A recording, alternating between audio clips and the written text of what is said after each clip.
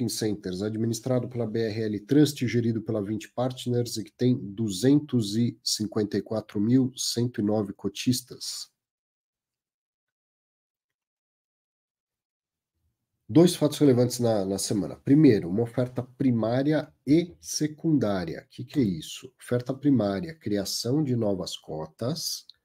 Quem comprar essas novas cotas faz com que o dinheiro entre para o caixa do fundo. Oferta secundária, venda de cotas já existentes. Poderiam ser vendidas na bolsa. Você já deve ter ouvido esse jargão que quando você negocia cotas no home broker, está negociando no mercado secundário, tá certo? Então, mercado secundário, porque as cotas já são, digamos, de segunda mão. É o caso aqui, só que ao invés do vendedor vender na bolsa, como é um lote muito grande, ele vai vender numa oferta pública. Tá? Então, ela é uma oferta primária, que cria novas cotas, e secundária, que vende cotas já existentes, um bloco grande de cotas já existentes de um atual cotista, no valor de até 350 milhões de reais, sendo que 305 milhões é da oferta primária, então é o dinheiro que vai entrar para o caixa do fundo, e 44.999.000 é a oferta secundária, né, que é a venda dos atuais cotistas vendendo 45 milhões de reais em cotas. Essa secundária ela é subordinada. O que é isso? Você sabe que pode acontecer da oferta captar valores suficientes para que a oferta vá até o final, mas que não chegue a captar todos os 350 milhões. Então, qual é a ordem aí? Captou 100 milhões, vai para qual? Vai para o caixa do fundo ou vai para o bolso do vendedor? Vai para o caixa do fundo. Tá? Até os 305 milhões da oferta primária, ela tem preferência em colocação das cotas. O que exceder dos 305 milhões, aí vai para o vendedor, que é a própria Ancar Ivanhoe Shopping Centers. Então, eu coloquei aqui, né, na oferta primária, quem vende é o VISC, na oferta secundária é a Ancar Ivanhoe Shopping Centers, é um FIP, um Fundo de Investimento em Participações.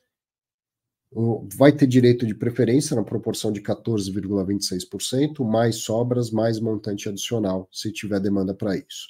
O preço é de R$ 114,98, mais as taxas da colocação, que são de R$ 2,11, equivale a 1,84% do valor. Então, no total, quem exercer vai pagar R$ 117,09 por cada nova cota. Colocaram uma tabela, achei interessante aqui, ó. Impacto da oferta no valor patrimonial, ou seja, como a oferta, o preço está saindo no valor patrimonial, estão deixando bem claro que não vai aumentar nem diminuir o valor patrimonial. O preço da emissão das novas cotas é no valor patrimonial atual do fundo.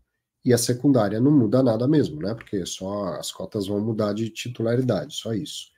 Então, cenário 1 seria a colocação do valor mínimo, quantidade de cotas do fundo após a oferta, né, como cresceria, como ficaria o patrimônio líquido, como ficaria o valor patrimonial.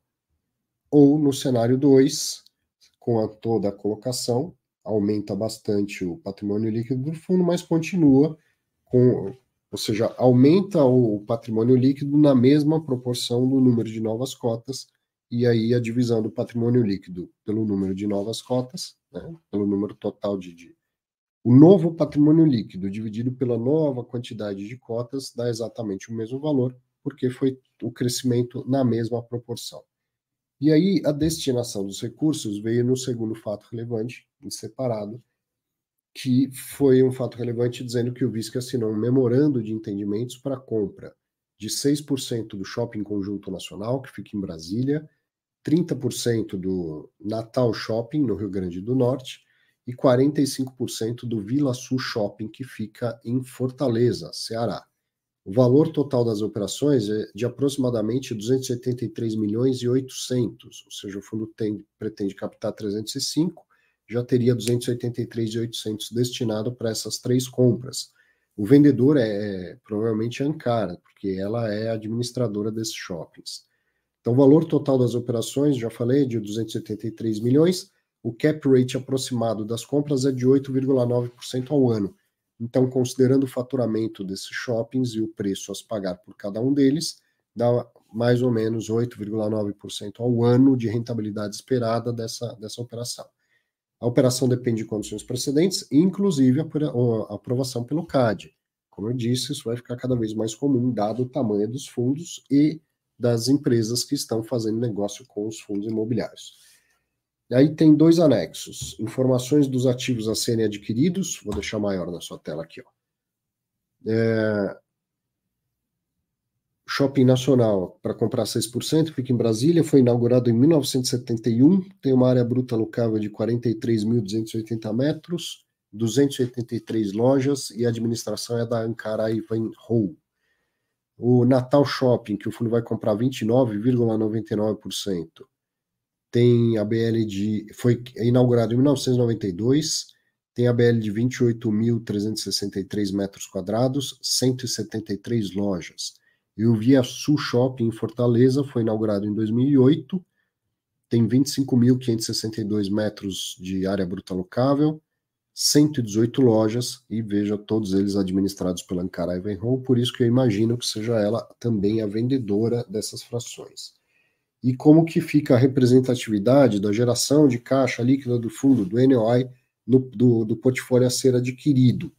Não é do fundo todo, desculpa, é só desses três shoppings. Tem um comentário aqui, ó, do Adilson. Diz a lenda que o shopping em Fortaleza não é lá essas coisas. Vamos ver. O shopping de Fortaleza, que é o Via Sul, não é isso? Via Sul. Vai representar 26% da geração de caixa desses 3 ativos. O Conjunto Nacional em Brasília, 28%, e o Natal Shopping, 46%. Então, né, desses 3, olha que interessante, o Brasília vai ser comprado 6% e ele vai representar 28% do faturamento. E o de Natal vai ser comprado 30%, não, o Via Sul Shopping, 45% de Fortaleza, e ele vai representar 26%. Então, muito provavelmente, de fato, é o que menos gera receita. Mas tudo isso importa acertar no preço, né? Se o shopping tem possibilidade de gerar uma receita crescente com uma nova vertente, com uma nova administração, não digo porque a administração seria provavelmente a mesma, mas com esses novos entrantes, com um novo investimento, uma modernização, um reposicionamento de algumas partes do shopping, uma coisa assim, se o preço estiver adequado, tudo bem, faria sentido. É o tipo da coisa, eu vi que está ficando de um tamanho tão grande, participação em shoppings de tudo quanto é característico do VISC, né? Tem para todas as classes, tem várias regiões diferentes do Brasil, de tal forma que cabe a investidor confiar ou não confiar na gestão, porque nem dá mais para ficar olhando o shopping A ou shopping B. Como todo fundo que vai ficando grande, tem alguns imóveis excelentes e outros imóveis que não são tão bons assim. E isso também vai muito da nossa opinião, né? Qual que é imóvel bom, qual que é imóvel ruim. Como eu estava brincando lá, vendeu os piores imóveis, os melhores imóveis do fundo. A hora que comprou imóveis ruins, né? O dia que vender esse imóvel, vamos falar que foi o melhor imóvel do fundo que foi vendido também. Então tem uma parte relevante disso aí, que é opinião que às vezes pode ser super qualificada, mas a minha, por exemplo, não é, porque eu não entendo do mercado de shopping a ponto de falar, nunca pus o pé nesses shoppings e tal, a ponto de falar qual que é o shopping bom, qual que é o shopping ruim. A gente consegue ver qual que é o shopping posicionado para classe A, classe B, classe C. Isso não quer dizer que o shopping da classe A seja melhor do que o da classe C. São momentos diferentes da economia e a diversificação é sempre bastante interessante.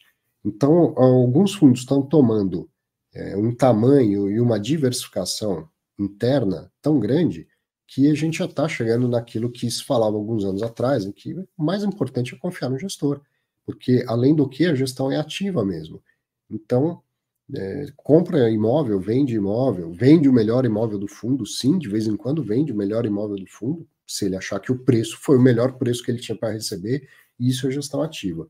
já fazendo aqui adiantando o que eu costumo falar lá nos destaques, na sexta-feira, na Clube FI Entrevista, além do Danilo Barbosa, analista do Clube FI, estava o Flávio Pires, analista do Santander. E a opinião dele sobre a gestão ativa e a venda de ativos imobiliários de tijolo foi muito interessante. Ele, com a experiência dele no mercado americano, no mercado de REITs, porque ele começou cobrindo REITs para o Santander, ele trouxe isso para os critérios dele. Na opinião dele, analista do Santander, gestão de tijolo boa é aquela que gira o patrimônio, que destrava valor, que vende imóvel com lucro. Ah, vendeu 20% acima do laudo de avaliação. Ótimo. Então, chegou um cara querendo pagar 20% a mais. É como se você fosse vender cota de fundo imobiliário sem precisar vender, e você vende quando ele está negociado a 0,80 do patrimonial. Não, por quê? Agora, se tiver 1,20 do patrimonial, vai lá e vende mesmo. Em vez de achar que o patrimonial está errado, vende e põe lucro no bolso. Então, essa é a dinâmica de fundos ativos grandes e diversificados. Vai ter venda, vai ter compra, umas vai achar boa, outras vai achar ruim, mas o resultado disso tudo tende a ser a composição, além de simplesmente receber aluguéis e distribuir aluguéis, tende a ser a composição no resultado para gerar distribuição de dividendo para o cotista, né? E o Shopping Nacional é antigão lá em Brasília, mas super central, tá sempre bastante movimentado, né? Tô vendo que o André tá por aqui. O André, na época de Brasília, frequentava bastante o Shopping Nacional, que eu sei.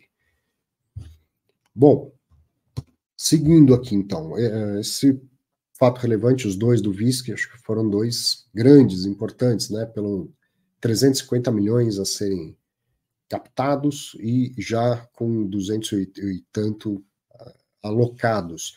E a venda da Ancar numa oferta pública, acho que é também algo importante da gente observar, porque quando foi feita aquela operação em que o fundo comprou ativos da Ancar pagando em novas cotas, se não me engano, o VISC foi o primeiro a fazer isso, depois vários outros fundos de outras gestoras fizeram uma operação bem parecida. O Kiss falou, pô, mas e se a Ancar sair vendendo essas cotas, vai destruir o valor dela no mercado secundário? Então, ó, tá aí. O cara recebeu em cota, ele estava vendendo ativo, ele quer receber dinheiro, sim. E em algum momento, ele vai ter interesse em vender os ativos, em vender as cotas. Vende numa oferta pública, sem causar aquela pressão toda vendedora que era possível de acontecer e que prejudicou muita gente. Não, tudo, se é bem conversado, bem amarrado, é feito de uma maneira em que atende à necessidade de liquidez. A função do mercado de capitais é essa, tá? A função de uma emissão de ativos, seja de ações, cota de fundo imobiliário e tal, é uma, financiar a expansão, segunda, dar liquidez a empreendedores. Então, o Ancar quer liquidez, quer dinheiro, está vendendo ativos e está vendendo cotas. Eles querem ou precisam de dinheiro por algum motivo. Qual motivo? Sei lá, uma empresa gigantesca. Podem estar comprando shoppings em outro país completamente diferente, que eles acham que esteja melhor para comprar, precisa fazer liquidez e estão vendendo uma parte aqui no Brasil, uma parte em outro país, assim por diante. Não tem a menor ideia. Eles precisam ou querem fazer liquidez. Estão fazendo, vendendo parte de ativos e também vendendo parte das cotas, ativos também, né, da empresa, parte da cota das cotas que eles detêm no VISC, mas de uma maneira em que não gera pressão vendedora no mercado de bolsa, faz uma venda de uma vez só, ou seja, muito melhor também para o vendedor. Tudo me parece bastante organizado, né? É importante a gente ver essa oferta secundária junto da oferta primária, no caso da venda do VISC. O Victor está dizendo que não tem amor por um ativo. É isso aí, né? Assim, amor a gente até tem, né? Mas precisa, por isso que tem que ter um gestor profissional que tenha menos amor do que a gente para deixar eles fazerem as operações, né? Desde que a gente confie. Obviamente, pega lá, BBPO, 10 anos. O Phineas Paper disse, pô, foi lindo, foi lindo. Se fossem 10 anos já de gestão ativa, vendendo ativos, comprando outro e tal, que nem HGRU que a gente está vendo aí, TRX que a gente está vendo. A gente está vendo acertar a mão. Vai errar a mão em alguma delas? Vai, lógico que vai. Então, como é que se diz? Só não erra quem não tenta nada, né? Quem não faz nada, só critica os outros, e não erra nunca, certo? A gente confia na qualidade da gestão e entende que a gestão ativa tende a gerar valor para o cotista. Sim, todas as vezes que fizerem uma rodada de investimento, de desinvestimento, vão comprar bem, vão vender bem? Não, uma ou outra vai dar errado, certo? Assim como as suas alocações em fundos imobiliários, algumas deram errado, algumas estão dando prejuízo, o mercado se recuperou e tem um outro fundo que até agora não recuperou e que você acha que de fato foi um erro seu essa alocação. Tem, eu sei que tem. Dói para a gente admitir, mas eu sei que tem. Todo mundo erra, ninguém acerta 100% das suas operações. Então, a gestão ativa, acontecendo mais vezes compras e vendas, vai ter uma ou outra que não vai gerar o valor esperado para o fundo, pode até gerar alguma perda de valor para o fundo? Vai, lógico que vai. Agora, tudo bem, tem gente que então prefere não assumir esse risco de jeito nenhum e ficar com um fundo em tese igual. Em tese igual. É imóvel, gente. Ele vai mudando o entorno do imóvel, vai mudando a atratividade, a destinação deles. Então não adianta a gente olhar aqueles mais antigões que nunca fizeram missão, nunca fizeram nada, estão rendendo pra caramba, acima da média. Sim, lógico, eles estão ficando cada vez mais arriscados, porque a carteira ela é viva, a cidade é viva, ela tem que ser movimentada. Então não dá para fazer simplesmente essa comparação, como eu sempre chamo atenção, só de olhar rentabilidades. Agora, concluindo esse raciocínio todo, fundos grandes bem diversificados vão cada vez mais ter giro de carteira, de patrimônio, mesmo de tijolo, e aí cabe a gente confiar mais na gestão do que olhar o imóvel A, B ou C, a negociação A, B ou C. Né? Vai ser uma questão de confiar mesmo na gestão. Legal.